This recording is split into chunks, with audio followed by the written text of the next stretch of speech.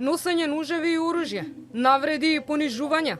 Ова се само дел од формите на насилство во училиштата. Додека неизвестно е дали од септември учениците ќе седнат во клупа или наставата ќе ја следат дома пред компјутер, првата детска амбасада Меѓаши, повикувајќи се на истражувања, го вклучува црвениот аларм за насилство помеѓу децата. Оттаму потенцираат оти не изостанува ниту онлайн насилството. Носење нож во училиште, каде што учениците навеле високи 41%, носење палки, кое исто така 23% го навеле од учениците, и носење оружје со 9%.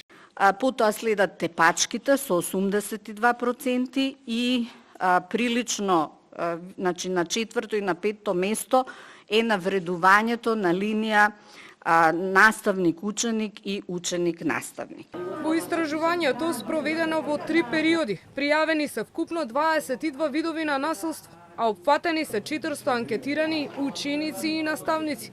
Заклучокот е дека состојбата може да се подобри само ако училиштата станат побезбедни места и ако учениците се едуцираат дека треба да го прифатат и почитуваат својот соученик.